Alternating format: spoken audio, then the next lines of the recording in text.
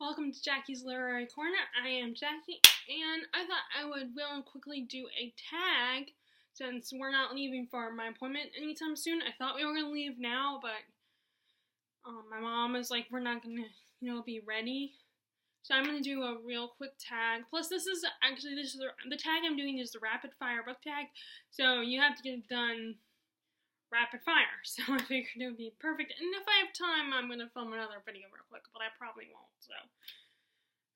Okay, so let's see. Hopefully I'll be in I don't know if it's the second or the, okay, so, like I said, I'm going to do the rapid fire book, oh wait, no, it's not the rapid fire book tag. I'm sorry, I'm at the Netflix book tag. So, but that's right, I was thinking about the rapid fire book tag the other day, so that's why I said that. So, no, it's the Netflix book tag. And no, obviously this is not a fast tag. But, anyway, so let's see, okay, so the first question, recently watched, the last book you finished reading, what was that? Let me get my bullet journal.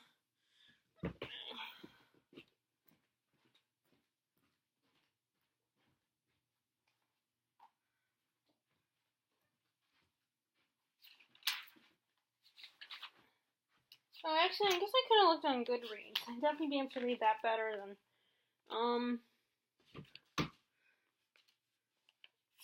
I guess, I think that was City of Dark Magic. Yeah, City of Dark Magic by Magnus Flight, and I don't think I have it anymore because I donated it to the used bookstore. And I gave that on Goodreads 2 stars, because as I've said before, I still feel like I have to give a bookstore rating because I don't like to see it blank. I feel weird about that. I don't know why, considering how I've expressed my feelings about the Goodreads rating system, but I thought that book was okay. It's claimed to be a fantasy book, but I feel like it's more sci-fi than fantasy. Or maybe magical realism, I don't know. But it's like, this young woman gets the opportunity to go to Prague and to work on the Beethoven collection at the local museum, and she finds out that her mentor has committed suicide, but she doesn't believe it. So when she goes to Prague, she decides to investigate it. But then the whole situation becomes more than just that, because she realizes that her mentor and the Prince of Prague were taking this drug that would sort of send them, like, it would enhance their senses and send them sort of, not literally back in time, not like how Claire Randall would go back in time in the Outlander series, or like in the Back to the Future movie, where they would physically leave the present and go into the future or the past. It's actually like, it's like they projected into the past. So which kind of bothered me, because I was a little disappointed that it wasn't real time travel. It was just like, it was more explained in a sciencey kind of way than, well, time travel is explained in a sciencey kind of way too, like it's physics, I believe. But it just was a little disappointing. And the book was just okay. I mean, it was a fast read, so I decided not to DNF it. I just wanted to see how everything turned out. The characters were okay. There's really only one character that I liked, and that was Nico, who was this really grumpy, immortal dwarf, but he's very funny and snarky. The main character was, she's okay. The love interest, the prince, I liked him. He wasn't like wow or anything.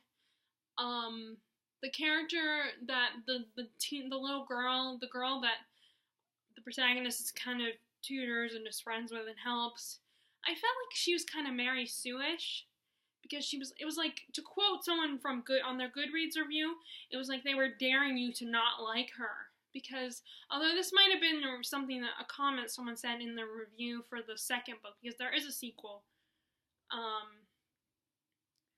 but, like, she was a child prodigy, she was blind, she could play like Beethoven, she talked about how when she played, she felt Beethoven's presence, like he was around her or something. And she was really smart, and she, you know, even though she was like 12 or 13, which maybe I'm wrong here, but to me it was a little off that she cared, that she did all this research and found out all this information and was able to warn our main character to stay away from the senator, you know, the bad guy who was this politician figure, and to stick with, you know, the prince and everything. You're like, it's like, why? I mean, I know she cares about our main character, and that's great, but it's just weird that she cared, like she was able to get that information. And then I find out in the sequel, then spoiler alert, at the end, like our main character was offered a job at the museum, but she decided not to take it. But then they offered this 13-year-old girl the job, the child prodigy, and I was like, I mean, maybe because she's a prodigy or something. I don't know. It was just weird. So I gave that one, like, at first I gave it 3 stars, but then I was like, you know what, I'm being too generous, and I gave it 2 stars. Okay, so the next question is top picks. Okay, I had a hard time with this question. Because I couldn't remember the books that were recommended to me. I'm trying to think. There was one, I should have wrote it down. There was one that I thought about last night that someone recommended to me. I know that Stalking Jack the Ripper was recommended to me, and I have it on the shelf somewhere. I think it's down here. I don't know. Oh, here it is. Someone, and you see, obviously now I have it. Someone on Facebook, and my Facebook my Facebook book group, someone recommended this to me, and I think the only reason why I was hesitant is because it's a James Patterson Presents, and I am not a big fan of James Patterson, especially when I found out that he now is so rich and has his own company and everything, and that he doesn't even write his own books anymore. And the books he does write, just like, I mean, granted, most of them are thrillers, so, you know, maybe that helps with a thriller aspect, but it's like the chapters are so short. I mean, I like short chapters, but I would rather them be at least a couple pages and not like half a paragraph or like only 1 page. I want it to be like a few pages. So I was a little hesitant, but then I was thinking, yeah, that's a stupid reason. It's not like he wrote the book. Kerri Maniscalco wrote the book. So, and I think, but I feel I'm also kind of annoyed because it's like he's getting money off of this woman's hard work, and he doesn't even write his own books anymore. But like I said, I thought, you know what, that's silly. I'm not gonna punish her and not read. Not that it really matters, because I'm not like some important person or anything. I'm just one person, so, you know, and there are millions of other people who have read their books and love them. But I love historical fiction. I'm a huge fan of historical fiction and strong female characters that aren't whiny, but I also don't like arrogant characters. So I was a little, like, arrogant, cocky female characters. So I was a little hesitant on that part too, but, like, characters like Aelin cocky. Like, they can be a little confident and a bit arrogant, but if they're to the point of, like, Aelin from Throne of Glass, then yeah, I'm gonna bitch slap them. They're gonna get on my nerves. So, and there was another one I was thinking of, but I can't remember what it was. But I mean, a lot of times people do say, like I mentioned, I'm into this. Like, there are a few contemporaries that sounded interesting, or like Vicious was another one that, you know, that a booktuber suggested when I mentioned that I'm kind of interested in it. They said, oh yeah, you should read it. So that's kind of recommendations I get.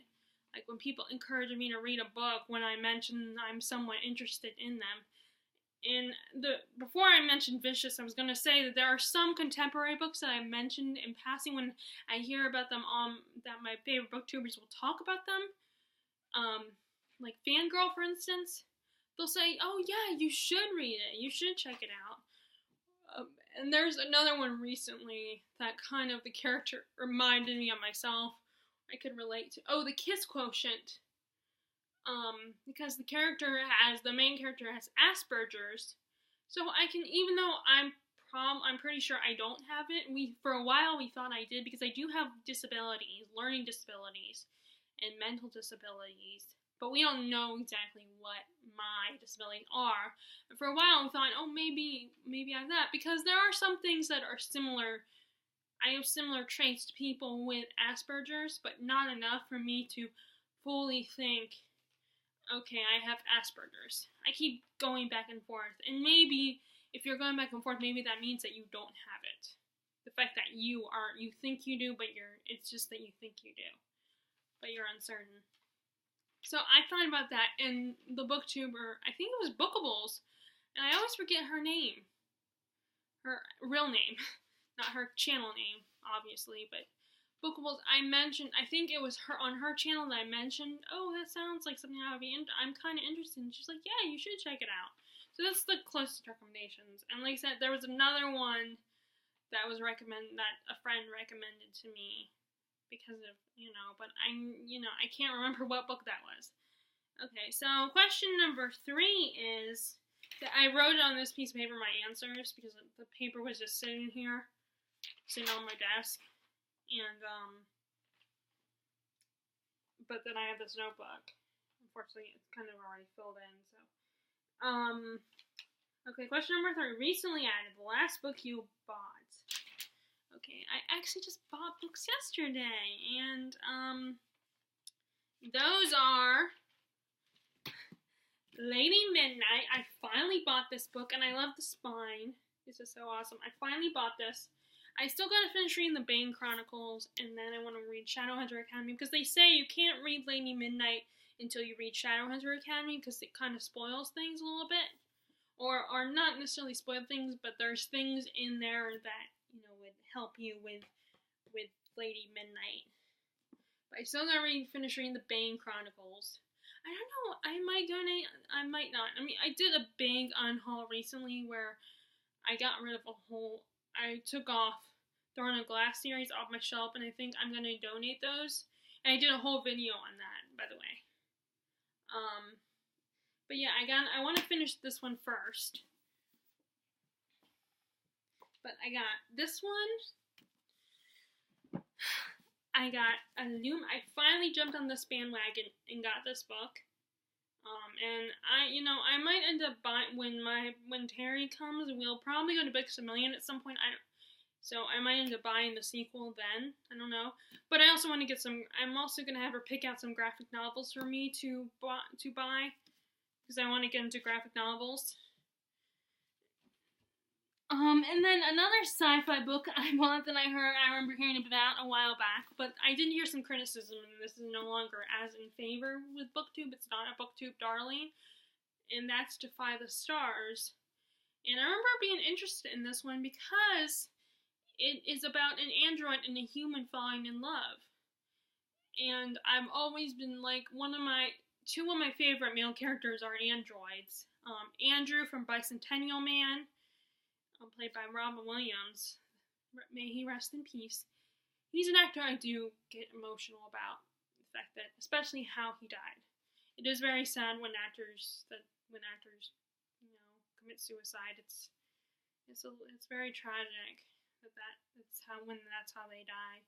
I mean, death is tragic anyway, but I mean the fact that they were such in a state that they killed themselves makes it all the more sad. But anyway, let's not dwell on that.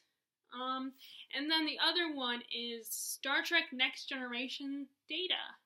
He's one of my favorite characters, and I met Brent Spiner last year, which was so cool. And it made me fall in love with the show even more, because Terry was trying to get me into the show, but I wasn't feeling it. I did like it. And then when I met Brent and LeVar Burton, the guy who played Geordi LaForge, I met him as well briefly. Unfortunately, I didn't get to talk to him because I can't remember, like I said, at the time I wasn't as into the show, so it was more for Terry. And at the time I went off, I think I had to go to the bathroom or something at the time, and then I don't know if that was around the time I was gonna go to meet Alex Kingston or something. But anyway, Alex Kingston from Doctor Who. But that's the year I met her too last year. But I never did get to go with Terry, to go out there with Terry and talk to him. You know, when you get the autograph, you get like at least a few minutes to speak to them. If you aren't so terrified and so shy, then you might get a chance to speak with them for a few minutes. But I wasn't able to find her, so I didn't get to go with her and meet up with him. I feel bad about that because it didn't go the way she would have wanted it to go, and that's. But I did get to pose with him in the photo op, and we went to the panel. Unfortunately, I'm so excited for the panel that I would not shut up. I kept whispering to Terry and making comments, and then either the guy in front of us or the guy behind us was getting really annoyed and shushed me. I felt so bad. I felt so dumb, and I told Terry, if that happens again, you gotta tell me to shut up. But anyway, so that's a little story antidote. But yeah, I love Dane, and I felt that because his romance never worked out because he couldn't express human emotion, so he couldn't really have any relationships. And then it's so tragic because I never saw any of the movies, but I did remember I heard about them, and Terry told me a little bit about them, and I've seen clips and stuff. So I know he does that. The Boar Queen seduces him, and this is when he has human emotions, and she totally breaks his heart because she's just using him. And I was like, no, why? I wanted to have real love. And so because of that, I do believe because there's a clip I saw where he's talking to Picard, and he's like, he wants Picard to basically take out his ability to feel anything, to have emotions. And that's so sad, my precious Data.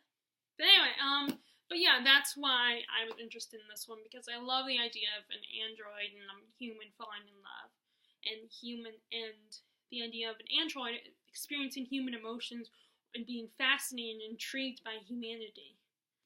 So that's why I couldn't decide, so I ended up getting all 4 books. And then the last book I just recently bought is The Immortalist by Chloe Benjamin.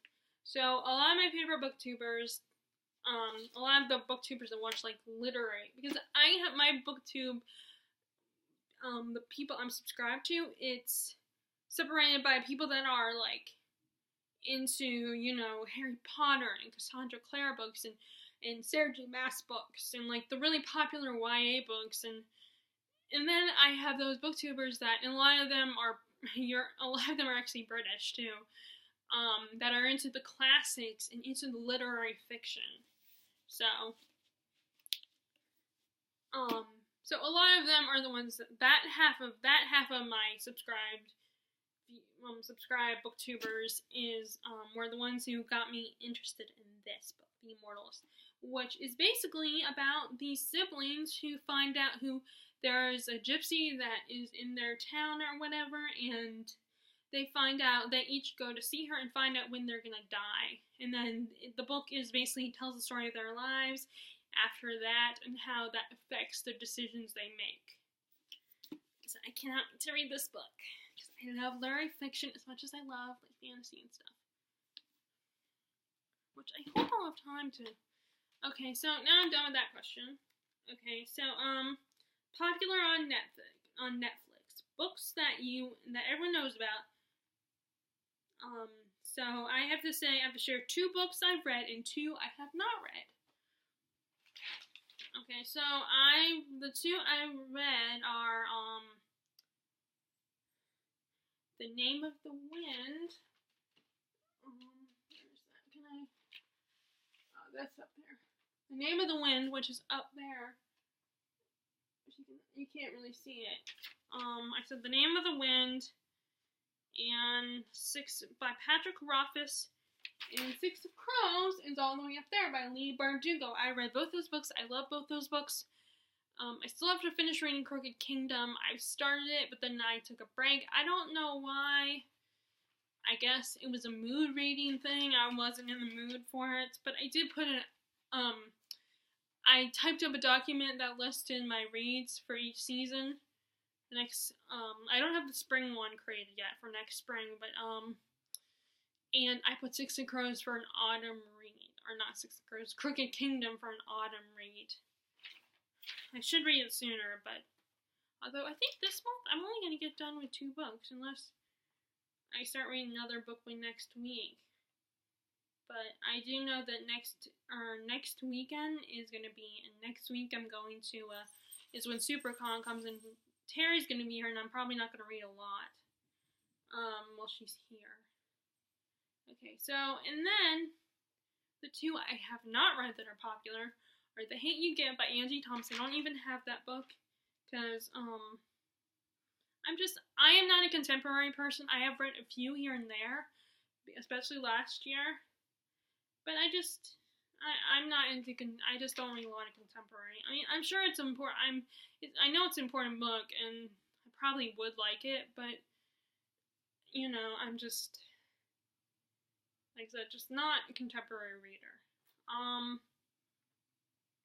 And then I put 2 books, so I technically have 3 books. Originally I said My Lady Jane because I actually have it. I have that one in my possession as the other book that I have not read. I just bought it because I heard about My Plain Jane is about Jane Eyre, and Jane Eyre is one of my favorite classics, and I know technically it's a companion series, so I don't have to read My Lady Jane, but I wanted to read it because I heard a lot of positive things about how funny it is, how great it is. So I bought it, and then I'll get My Plain Jane at some point. And then the other book I mentioned that I don't have, but I have seen at the library, I just don't know if I want to read a sad book because it's a tragedy. It's like about a boy who is dealing with his mom has cancer and that she's going to die, I believe, and he creates this tree monster that helps him through it and helps him deal with it. So I might just see the movie. I don't know if I want to read a book, although it looks like it's a quick read. But A Monster Calls by Patrick Ness. Okay, so question number 5 is comedies, a funny book. And the only funny book I think, since I have not read My Lady Jane, I can't include that one. Although although maybe the False Prince, the Sentence trilogy might have considered funny. I don't remember. Or like, what is it? The School for Good and Evil could be funny, but again, those are books I don't have on me. But I said The Hobbit by J.R.R. Tolkien. That is really funny. You have the dwarves, and you have who are like fun and silly and a little crazy and kind of disorganized, and then you have this prim proper Hobbit, Bilbo Baggins, who is a bit of a homebody in that one, and they go on this adventure, and he's very cautious and orderly and stuff, so that invites a lot of humor in the story. Okay, so next is question number 6. Dramas. A character who is a drama king or queen. When I first was writing this out, I said Scarlett O'Hara, and I still stand by that, but this time I wanted to do something different, so I said Mary Ann from Sense and Sensibility. I don't remember their last name, but that girl was such a drama queen, and she had all these fanciful ideas about love and stuff, and I think she had depression. I'm not sure. But I think, of course, back then, in Jane Austen's time, they wouldn't know what depression is, but I do think she has depression. Or, like, I don't know. But she was such a drama queen. Okay, so, question number 7, animated, a book with cartoons on the cover. And I kept the same answer I said in my notes when I originally wrote this out. See if I can grab it. Yay! It's up here in the green books. And that is Nevermore, The Trials of Morgan Crow. Okay, this is cartoons. I feel like a lot of middle grade books are like that. A lot of middle grade books have cartoonish covers. I don't know why. Because, they're not kids anymore. I guess because they're almost not kids anymore, but they are still kids in a way, so... And maybe because middle grade stories are kind of more whimsical and silly and stuff. Although, well, no, because there are middle grade stories that have become more serious and have are starting to talk about topics that are like important. I mean, and I think like the Babysitters Club and stuff like that is not middle grade, and that's not cartoonish covers or whimsical for that matter. So I guess it's the stuff. Well, but I think middle grade fantasy books usually have cartoon like like middle grade magical realism. Like I think you could argue that. I don't know what series of unfortunate events are. I don't know if you consider that. I think you could kind of consider that magical realism, but I'm not sure because it's not 100% fantasy. But I feel like it's not contemporary either, or historical fiction. I think it's kind of magical realism. But anyway, but see, this says cartoons on the cover. It's such a. I love this cover. It's so pretty. Does this one have a? No, no pretty naked cover except for the color. It's purple. Okay, so get back in there. No. Okay. Okay, next question is question number 8. Watch it again. A book series that you want to read again. And I said, well, originally I said The Name of the Wind, which I do want to read that one again. But I said ACOTAR by Sarah J. Maas, which is, let me see if I can grab one. No, I can't because it's behind the chair. The second book. And the fourth book will be also hidden by the chair. The first book, so I can't. But yeah, ACOTAR, I love that series. I definitely want to read it again, particularly ACOMAF, which is the booktube darling, and it's my darling as well.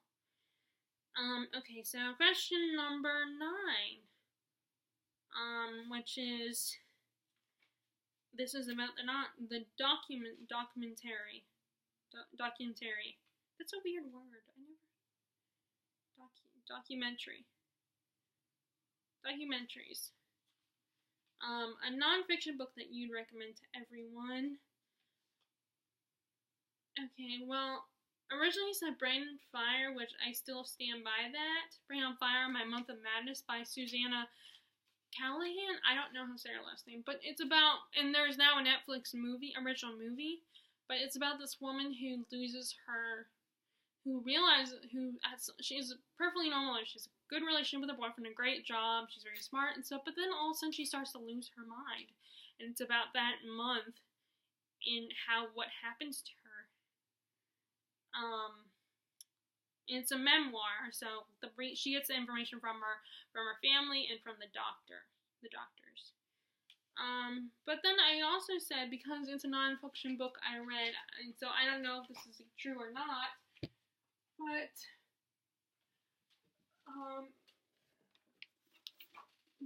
Home, a memoir of my early years. I don't like these kind of questions where what's a book you would recommend to everybody? Because yeah, I know it's a recommendation thing and everything, so you don't necessarily have to pick a book that you think everybody would like. You just pick a book that you believe people would like, but you don't have to know that everyone would like it. But to me, it's like, well, yeah, you kind of expect everybody to like it, and there's no way everybody's gonna love it. But because this is a nonfiction book I read, it's another memoir. Home, a memoir of my early years by Julie Andrews. And if I think 90s and before that, you probably grew up with Julie Andrews. And this is the woman of Mary Poppins fame and Sound of Music fame. And her most recent was she played the voice of the Queen in Shrek, Fiona's mother. And she also played Queen Clarice Rinaldi, Princess Mia's grandmother in the Princess Diaries movies, because they are books. But this is about her life and her experience, how she became famous, and her trip to Hollywood, her journey to Hollywood. We get a little bit of when she grew up during the London Blitz, about her family life, and how, her experiences during the bombing of London, how they still affect her today, and her experiences on Broadway, and she kind of gives us a little, what it's like to grow up in the Broadway family. and you know how tough they are, how hard it is, both in not just in Hollywood but on Broadway too. It's a good story about resilience and never giving up and staying true to yourself. And it's easy. It's an easy read. The chapters are not that long, and it's also a very personal, intimate, very blunt and very genuine and honest story. Book, memoir, and I love it. And I don't know if everybody would, but that's gonna be my answer because it isn't one of the nonfiction books that I read. Okay, so next question is action adventure, an action-packed book. And I said Six of Crows by Leigh Bardugo, which I don't have. I mean, I have it, but it's up there, and I'm too lazy to get up and get it. Besides, this video is pretty long anyway, so I'm not gonna take a few minutes to go grab that. Okay, next question number 11 is new releases, a book that just came out or will be coming out soon that you can't wait to read. Well, the two that I'm thinking of both already came out. There's a few others I'm sure probably, but these are the two that came to mind. First of all, A Court of Frost and Starlight. I still want to read that even though I've heard a lot of criticisms, and I'm still going to buy it because I'm keeping ACOTAR series. I'm giving away Throne of Glass. I'm donating Throne of Glass, but I'm keeping ACOTAR, so I want to have all the books, even if they're not all my favorites. Because and who knows? Maybe I'll like it. But I said that one originally when I attempted to write this out in my notes. But I also recently bought. Obviously not the last time, the time before that when I could only get one book, and that is Legendary by Stephanie Garber, which I have right up top. I don't know if you can see it, but yes, I'm also excited to read that one. I loved Caraval, and I am one of those people that did love Scarlett as a character. I know a lot of people give her a lot of hate and did not like her as a character, but I personally loved her character and disagree with the hate she receives, but everyone's entitled to their opinion. And I've heard that even if you didn't like Tella, you might start to like her. You'll start to like her in the sequel. Either way, though, that's the only reason. I just want to read the sequel. But yes. So that's those are the two new releases. And the other one I don't have. Oh, well, I guess I could also say, well, no, I can't really say that one because I haven't even read the first one. The third book, Escaping Houdini, but I haven't read the first one or the second one, which I need to buy that, and that might be one of the books that I might buy, when Terry comes. Because either way, I'm going to also buy physical, like, not just graphic novels, but actual books. Okay, so question number 12 is Max, which is tag some people. I'm not going to do that. I don't tag people in my tag videos because, I don't know if any of the people I would like to tag would come to this one, and I don't know who's done this tag because it's an old one. And like I said, I will try to find the original creator and post the link to them when I publish my video. So, that's the Netflix book tag. I definitely recommend doing this tag because it's fun. And even if you've already done it once before, you could do it again because, there's always going to be, this is one of those tags I feel like you're going to have different answers sometimes. So, if you guys like this video, be sure to give it a thumbs up. And if you like it and you haven't subscribed to me yet, and you like all my other videos, then please click subscribe. I would really appreciate it. Much love to my already subscribed people. I hope you guys are enjoying your reading, and I will talk to you guys later. Alright, bye!